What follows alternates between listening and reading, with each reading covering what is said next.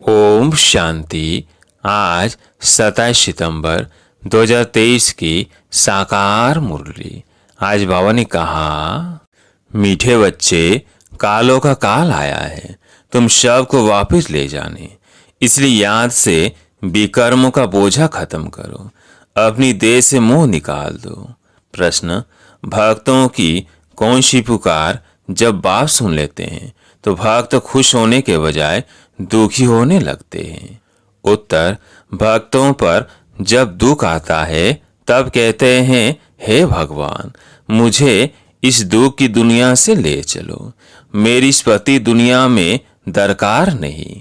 लेकिन जब बाप पुकार सुनकर ले जाने के लिए आते हैं तब रोते हैं। डॉक्टर को कहते हैं, ऐसी दवाई दो जब तंदुरुस्त हो जाए। गीत है दूर देश का रहने वाला। ओम शांति। दूर देश में बाप भी रहते हैं और तुम बच्चे भी रहते हो। अब यह बाप यहाँ क्यों आया है? बाप को क्यों याद करते हैं? हे भगवान, आओ, आकर के हमको वापस ले जाओ। ये आत्मा कहती है, अपने घर मुक्ति धाम ले जाओ। यह तो जैसे कालों के काल को पुकारते हैं। भक्ति मार्ग में समझ नहीं है, हम किसको पुकारते हैं कि हमको इस पति दुनिया के संबंध से छुड़ाकर साथ ले चलो। हमको यह रहने की दरकार नहीं है। और फिर कोई की आत्मा जब शरीर छोड़ती है तो कितने दुखी होते हैं, रोते पीटते हैं। एक तरफ तो बुलाते हैं, बाबा आ करके हमको यहाँ से ले जाओ, इस शरीर से मुक्त करो। परंतु जब मुक्त करते हैं तो रोते चिल्लाते हैं। भक्ति मार्ग में पुकारते हैं परंतु समझते नहीं है। सावित्री सत्यवान की कहानी है। वो तो एक ही आत्मा को ले जा रहे थे परंतु सावित्री ले जाने नहीं दे रही थी। मनुष्य जब शरीर छोड़ते हैं तो शरीर में मोह होने के कारण आत्मा छोड़ना नहीं चाहती। डॉक्टर को कहते हैं, ऐसी दवाई दो जब तंदुरुस्त हो जाए। शरीर को हम छोड़ना नहीं चाहते। साथ में फिर कहते, भगवान आओ, आकर हमको साथ ले जाओ। वंडरफुल बात है ना। अभी तुम खुशी से चलते हो। मनुष्यों का तो दुनिया में मित्र संबंधी आदि में मोह है। आप पूछते हैं, क्या तुमको मित्र संबंधी आदि से छुड़ाऊं? ले तो जाऊं, फिर तुम इन संबंधियों की याद छोड़ो। अंतकाल और बच्चों आदि को सिमरेंगे तो फिर ऐसा जन्म मिल जाएगा। बाबा कहते हैं, तुम आत्माओं को इस शरीर से अलग कर मैं ले जाऊंगा। फिर तुमको मित्र संबंधियों आदि की याद तो नहीं पड़ेगी। पिछाड़ी में एक बाप को याद करना है। पुनर्जन्म में तो फिर यहाँ आना नहीं है। इसलिए देह सहित सबको भूलते जाओ। मुझे एक बाप को याद करो। जब तक तुम पवित्र नहीं बनेंगे तब तक तुमको ले नहीं जा सकता हूँ। अब मैं तुम आत्मा को लेने आया हूँ परंतु तुम्हारे ऊपर विकर्मों का बहुत बोझा है। ये आत्माओं से बात कर रहे हैं। बाप परम धाम से आए हैं पराये देश में। अपना देश स्वर्ग जो स्थापन करते हैं उसमें तो उनको आना नहीं है। यहाँ तुम दुखी होकर बुलाते हो। मुझे तो एक ही समय आकर सभी आत्माओं को वापस ले जाना है। चाहे खुशी से चलो चाहे नाराजगी से चलो, चलना है जरूर। बेहद का बाप कालों का काल आत्माओं को वापस ले जाते हैं। गोया सभी मनुष्यों का विनाश करने आते हैं। पति पत्नी होते हैं। पत्नी का पति मर जाए तो कितना रोती है। अभी कहते हैं, हमको ले चलो, हमें कुछ नहीं चाहिए। परंतु तुम पतितों को ले नहीं जा सकते। इसलिए पावन बनाने आया हूँ। पावन तब बनेंगे जब अपने को अशरीरी समझेंगे। देह सहित देह के सब संबंध भूलेंगे। मुझे एक बाप को याद करेंगे तो तुम्हारे विकर्म विनाश होंगे। युक्ति तो बहुत अच्छी बतलाता हूँ, कल्प कल्प। तुम जानते हो ये सब शरीर खाक हो जाएंगे। होलिका होती है तो उसमें धागा जलता नहीं है तो आत्मा भी जलती नहीं। बाकी इस भंबोर को आग लगनी है। सभी शरीर जलकर खाक हो जाएंगे और आत्मा शुद्ध हो जाएगी। आत्माओं को शुद्ध बनने के लिए निरंतर देही अभिमानी बनने का पुरुषार्थ करना है। देह होते भी अपने को आत्मा समझ बाप के साथ योग लगाना है। जैसे सन्यासी लोग ब्रह्म अथवा तत्व से योग लगाते हैं, कहते हैं हम तत्व में लीन हो जाएंगे, तत्व से बुद्धि योग लग जाता है। ऐसे नहीं कि शरीर छोड़ देते हैं, समझते हैं तत्व से अथवा ब्रह्म से हम योग लगाते लगाते ब्रह्म में लीन हो जाएंगे। इसलिए हम उनको ब्रह्म ज्ञानी तत्व ज्ञानी कहते हैं। तत्व का ज्ञान है। तुमको ज्ञान है हम आत्माएं तत्व में रहती हैं। वह समझते हैं हम उस तत्व में लीन हो जाएंगे। अगर कहें हम जाकर वहां रहेंगे तो भी ठीक है, आत्मा लीन तो होती नहीं है। बुद्ध बोधे का मिसाल देते हैं, लेकिन वह तो रॉन्ग है। ज्योति में लीन होने की बात ही नहीं। अविनाशी आत्मा में सारा पाठ भरा हुआ है जो कभी विनाश हो नहीं सकता। सन्यासी विकारों का संन्यास करते हैं, बाकी वापिस तो कोई जाते नहीं, यहीं पुनर्जन्म लेते रहते हैं। वृद्धि होती जाती है। सबको शतो रजो तमो से पास होना ही है। ड्रामा में यह सब नूंद है। अभी तो देखो बीमारियां भी कितना अनेक प्रकार की निकली है, पहले इतनी नहीं थी। ड्रामा में ये सारी नूंद है। तुम बच्चे जानते हो बाबा आया ही है सब आत्माओं को वापस ले जाने। कहते हैं बाबा हमको वापस ले चलो। मुक्ति जीवन मुक्ति तो सबको मिलनी है, परंतु सब सतयुग में तो नहीं आ सकते। जो जो जिस समय आते हैं उसी समय उस धर्म में ही फिर आना पड़ेगा। तुम जानते हो फलाने फलाने धर्म फलाने टाइम पर आते हैं। बाबा भी कल पहले मुआफिक आया हुआ है। इतनी सब आत्माओं को वापस ले जाएंगे। इस धरनी को कितनी खाद मिलनी है। नई दुनिया को भी खाद चाहिए ना। सब मनुष्य जानवर आदि खत्म हो खाद बन जाएंगे। फिर सतयुग में कितना अच्छा फल देते हैं, जो तुम बच्चों ने साक्षात्कार भी किया है। तुम बच्चे जानते हो बाबा कालों का काल है। सब कहते हैं बाबा हम खुशी से आपके साथ चलते हैं, हमको ले चलो, हमको यहाँ बहुत दुख है। यह है ही दुख देने वाली दुनिया। दुखधाम में एक दो को दुख देते रहते हैं, अपार दुख है। अब तुमको सुख में ले जाने आया हूँ। अब एक को याद करेंगे तो वर्षा पा सकेंगे नहीं, तो राजाई का वर्षा पूरा पा नहीं सकेंगे, फिर प्रजा में चले जाएंगे। बाप आकर राजाई का सुख देते हैं, और कोई भी धर्म स्थापक राजधानी स्थापन नहीं करते हैं। यह तो राजधानी स्थापन कर रहे हैं गुप्त वेश में।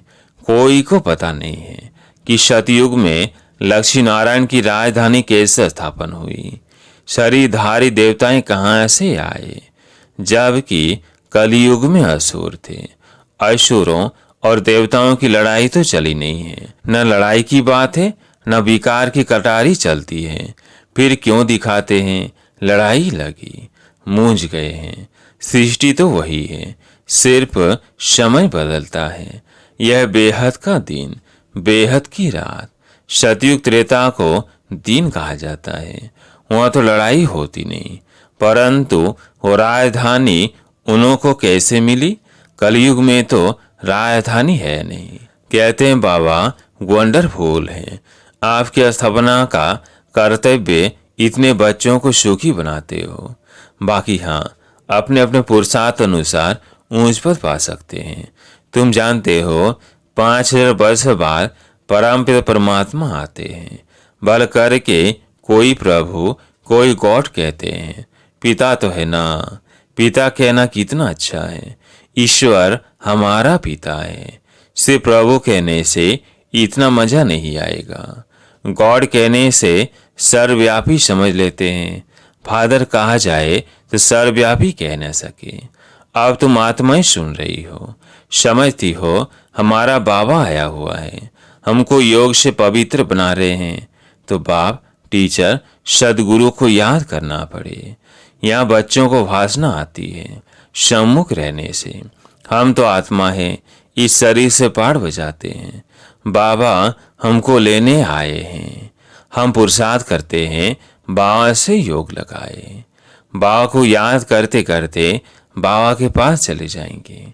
कोई सन्यासी जो बहुत उत्तम होते हैं तो वह भी ऐसे बैठे बैठे शरीर छोड़ देते हैं। समझते हैं हम आत्मा जाकर ब्रह्म में लीन हो जाएंगी। सभी मोक्ष अथवा मुक्ति के लिए पुरुषार्थ करते हैं, क्योंकि संसार में बहुत दुख है, इसलिए मोक्ष अथवा मुक्ति चाहते हैं। उन्हों को यह मालूम नहीं रहता कि दुनिया का चक्र फिरना है।